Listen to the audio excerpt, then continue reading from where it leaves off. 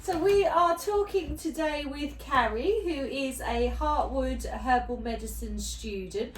What year are you in, Carrie? Just about to start year 3. And how are you finding the course? Hard. Surprisingly hard? Yeah, I think harder than I was expecting. I think that's what a lot of the students have said actually, is how intense. What have you found particularly challenging? I think the challenges of it being an online course versus a physical course, because you don't get the students to bounce off, and you don't have the tutors there to ask questions to. I think that's been quite hard, and because I'm doing it alongside full-time work as well. God, that is difficult. Just a lot. Yeah.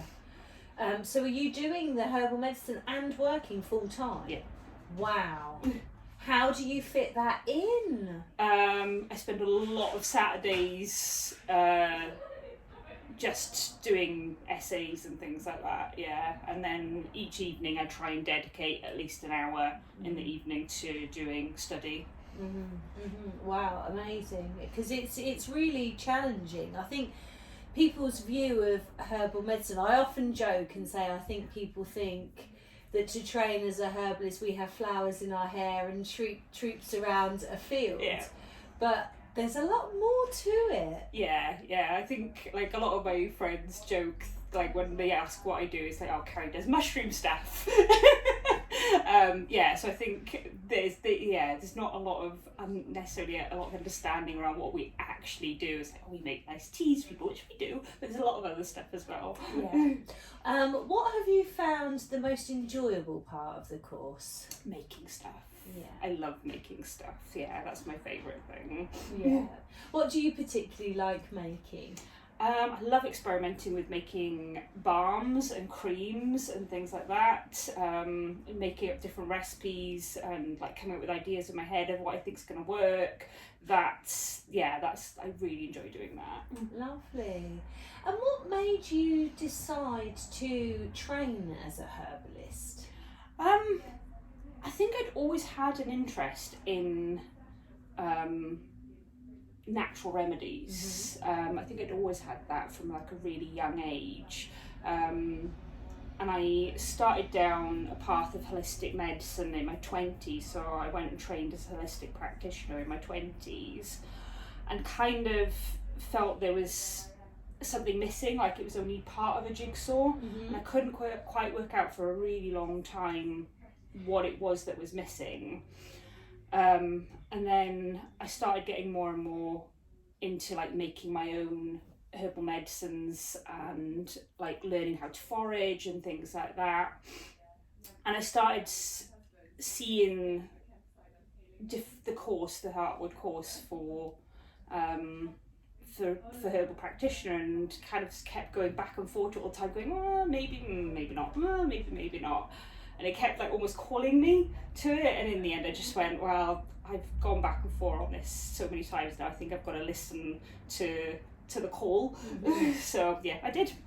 Well, the famous late herbalist Christopher Headley, I remember going to a lecture with him, and he says, once the herb fairies have got you, there is no going back. Yeah, I think that's very true. And I think it's interesting because I've had many students from various different backgrounds and ages, and some of the students that I've had have been interested in herbal medicine for years and then gone back to it, you know, in their later lives, you know, in their 50s. So I suppose the online program allows that. Yeah. I don't think I'd be able to do this if it was a classic university course. I couldn't do it and work, and I couldn't afford to do it if I wasn't working. So I think that online option is maybe the only option for a lot of people coming into this, especially at a later stage in life. Absolutely. And personally, I mean, we were talking yesterday, I was saying that I think this is a really great time for people to enter the herbal medicine world, because unfortunately getting an appointment with your GP, I don't know if it's the same where you live. Yeah, it is. Yeah, so I think that there's going to be a real call for alternative practitioners. Yeah, I think so. I think the pandemic as well has really changed people's attitudes to looking for alternatives for themselves or complementary options for themselves. I think, yeah, definitely. Would you, this is the final question, would you recommend training to be a herbalist? I think if you've got to really want it, you've got to really, really want it. You know, there's lots of shorter courses if you want to learn just how to make things, or, you know, to learn the basics. And if you only want to learn the basics, I think those shorter courses are better. If you actually want to train to be a herbalist, yeah, you've got to really, really want to do it. You've got to have that drive to do it, absolutely. But if you want to do it, yeah, do it. Yeah, absolutely. Anything I've missed or you'd like to mention? Okay, thank you so much. I really put Carrie on the spot here. I will leave some information down below about the Heartwood course. There are other courses, as Carrie said, shorter courses. I think Heartwood do run a foundation. They do, yeah. So if you're interested in learning herbal medicine but perhaps didn't want to do the whole degree course straight away, I think they do a year. The foundation's really nice, actually. Did you do that? Oh, you did. You've got to now. You've got to do the foundation before you do the professional course. Right. But if you don't want to do, even if you don't want to do the professional course, it gives you a really nice grounding in the basics of the herbs and how to make your own remedies and things like that. So it's actually quite nice if you want to get that, those basics in place. Excellent. So I'll leave some information down below, and if you or anyone that you know wanted to train as a herbalist, please do share this video with them, and hopefully we can inspire some more, no pun intended, but budding herbalists. Thank you ever so much. You.